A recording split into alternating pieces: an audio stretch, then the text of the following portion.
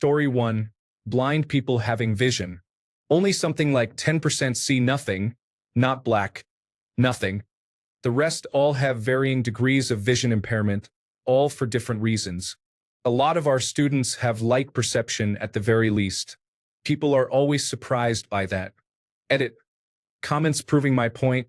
It's really difficult to wrap your head around as a sighted person. Story 2. Librarian here. If you want your library to have new books, you must be prepared to get rid of the same number of old books. I have to dispose of books secretly, as the public just doesn't seem to realize that we can't house a collection that grows by tens or hundreds of thousands of books every year. I said amount rather than number. For a reason, books and archives are commonly measured in linear meters or kilometers, as that tells us how much storage space is required. Story 3. Orthodontist here. Making braces tighter does not make the teeth move faster. I have patients daily asking me to make the brace even tighter because they believe they can take it and finish faster as a result. Teeth move quickest and most efficiently with very low, sustained force application. It's like trying to get yourself out of quicksand. Yanking with all your might leaves you in exactly the same place, but slow, continuous gentle force gets you to where you want to go. Usually, after explaining this, they shrug as if I'm trying to pull one over on them and proceed to ask me to make it tighter next time. Story 4. People are not made to live forever, and modern medicine, while amazing, cannot make miracles happen. So many times we have a patient who is on a ventilator and unable to be taken off. Plus, their kidneys are failing, and they require continuous bedside dialysis. Additionally, their heart is failing, and they are on 2 to 4 continuous infusions of medication to make it function properly and prevent circulatory collapse. That is multisystem organ failure. Even if we can get one system back, the chances of a meaningful recovery are very slim. If I turn off any of my machines or a bag of one of their medications runs dry, they are going to die because they are on a huge amount of life support, but the family still thinks they are going to walk and talk out of the hospital. And even if they do live, a lot of them are going to get a tracheostomy and feeding tube and then go on to live the rest of their lives in a facility where they still need 24-hour care, where they may or may not still be ventilator dependent, where they likely cannot speak and definitely cannot eat or drink anything by mouth. Some will never, for the rest of their lives, be able to safely eat or drink by mouth again. Many will be incontinent and bedbound and likely never regain their strength back. If you ever have a family member in the intensive care unit on life support, think long and hard about it because a lot of what we do to sustain life is literal torture. Story 5. Just because something is alleged in a lawsuit, it does not mean it is actually true. Non-attorneys are very easily influenced by reports of allegations in a lawsuit.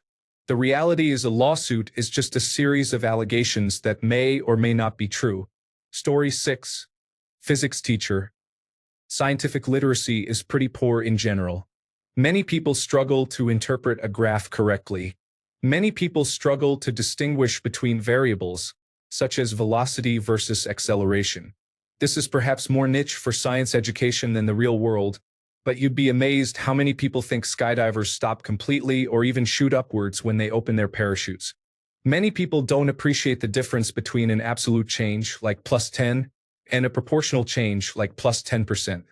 This has huge repercussions for all sorts of real-world problems, like their savings for retirement, house price, or debt. Story 7. I work in communications and ensure that every piece of work I produce is at a readable level for a 9-year-old. It's time-consuming to take overcomplicated information and try to simplify it. So, if you work with a communications team, keep it straightforward and easy. Flowery language and big words will get cut. Story 8. 911 dispatch. When you call me and I ask you questions, I don't need a life story for each one. A simple yes or no will suffice. If it doesn't, I will ask you to clarify. Story 9. Information technology involves a lot of Googling. A very relevant skill requirement is simply that we know how to Google efficiently and are not afraid to poke at things to see what they do.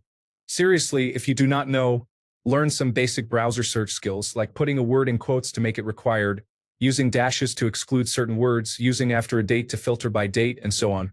Story 10. There's 2 main reasons that when you cook a restaurant favorite at home, it doesn't taste as good. 1. The person who made the dish used all the things your doctor told you to avoid. It's full of butter, salt, and all that good stuff. When you substitute healthy options, it doesn't taste as good. Or at least it doesn't taste the same. The people who made your dish have done it hundreds or thousands of times. You can get very good at cooking a dish at home for yourself, but mastering a dish takes a kind of repetition that is rarely seen outside of a professional kitchen. Story 11. Translation and localization are related but not the same thing. If you need a technical document translated, you need a technical translator. If you need an advertisement from one country to be appealing in another, you need a marketing or localization translator. Yes, sometimes there is overlap in skills, but that will cost you a lot more. Story 12. I work in advertising and marketing, and you can present statistics, particularly on popularity, to make anything look number one. I feel like a lot of people truly don't understand mathematics and can be swayed.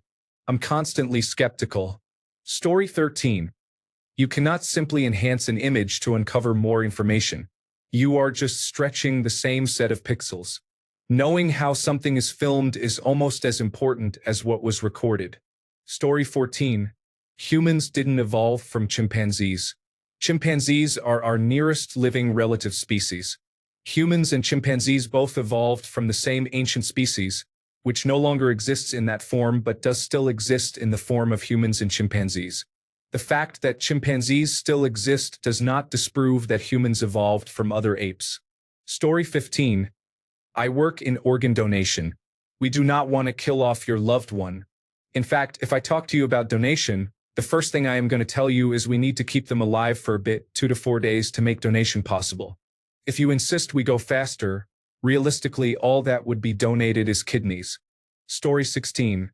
Most beef or meat in general you buy from a quality butcher shop will turn brown or discolor in some way. It's due to oxidation and doesn't affect the quality of the meat in the slightest. The bright red meat standard is due to dyeing and gassing meat during the packaging process. Story 17. Homeowners insurance covers the following type of damage.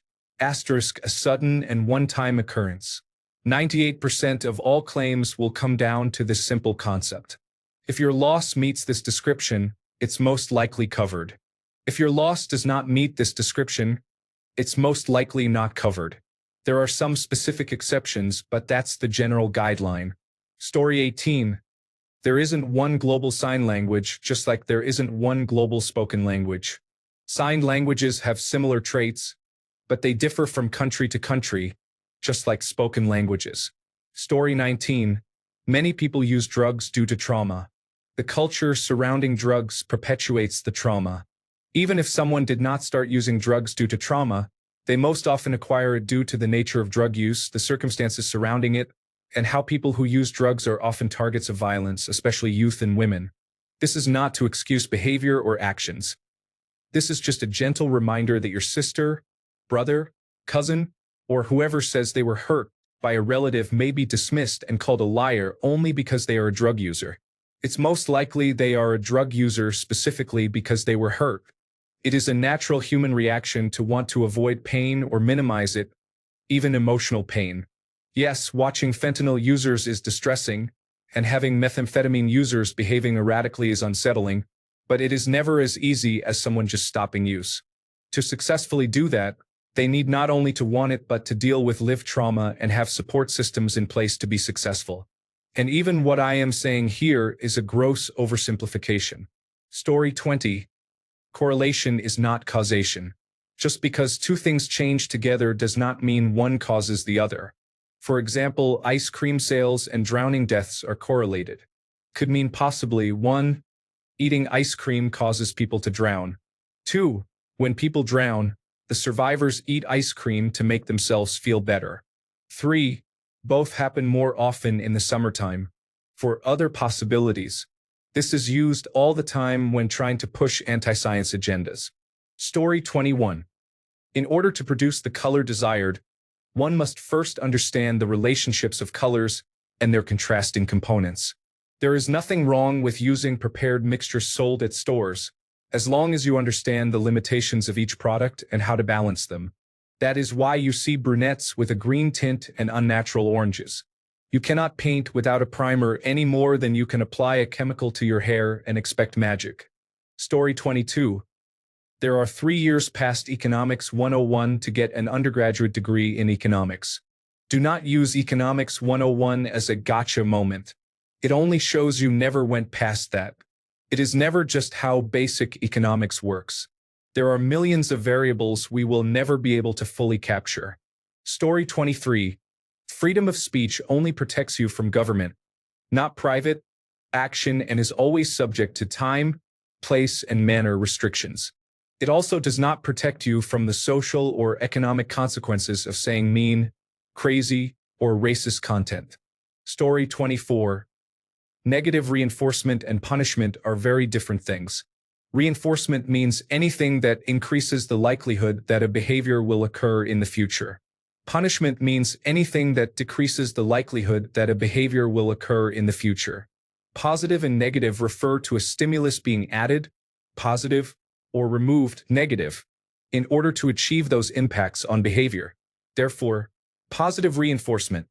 Something is added to the situation to make the behaviors more likely to occur. Examples: praise, tangible rewards.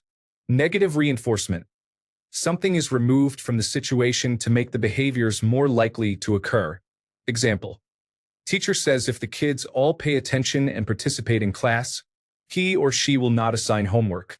Story 25. Essential oils are not important oils. Breakthroughs achieved in laboratories don't mean that they can be mass-produced the next day. More often than not, things fail when scaling up. No, we can't live completely oil-free. You need polymers for, well, everything. You can choose to get those from oil drilling or from the rainforest. Pick your poison.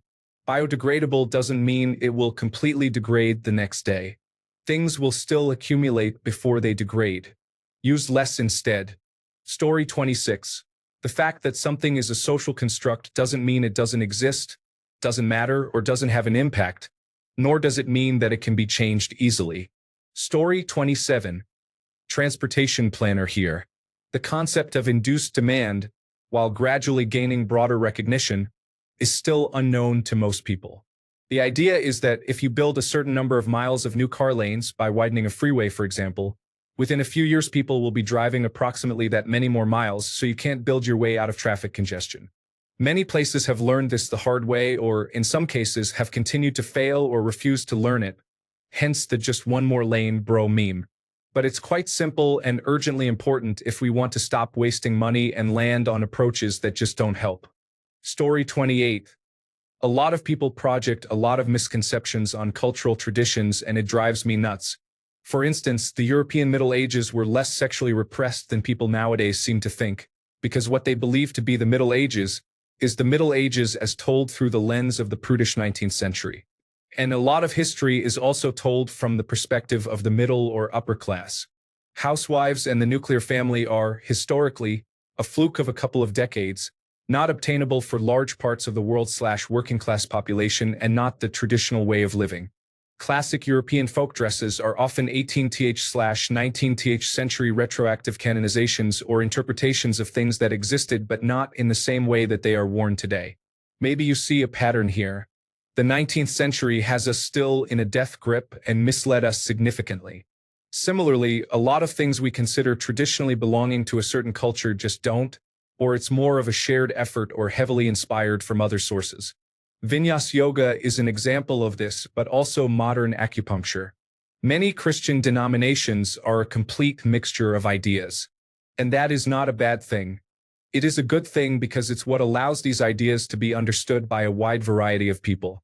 It doesn't mean that these concepts, ideas, and practices are less valuable. It just means that it's not the best idea to legitimize or put value on cultural practices solely based on their purity or age and feel attacked over the historical facts. It's not a good argument for what to do or not to do anyway. There are cultures that have, for thousands of years, practiced self-mutilation, and that's totally cool for them, but that fact doesn't convince me that I should do it myself. Even if you're fully aware of all that, you can still enjoy the illusion of invented traditions. You can enjoy the idea that burning candles in your apartment to Wiccan chants connects you to your supposed witch ancestors, or that you're wearing the same kind of hat to church as your forefathers 700 years ago. That's all fine. It's how we tend to operate as humans. Knowing rationally at the same time that this notion is shaky at best doesn't make it any less valuable to you. So yeah, if you find out the hat is a 19th century reconstruction of a hat that never existed, that doesn't mean you have to burn it and never wear it again. And if somebody tells you the hat is a 19th century invention, you don't need to feel attacked over it, because it doesn't make the hat any different. This is just a made-up example. Story 29. Honestly, the lack of food literacy frightens me. Not just things like basic nutrition, but also basic cooking techniques and the chemistry of why recipes work. I think if we started with these principles, people would be better off.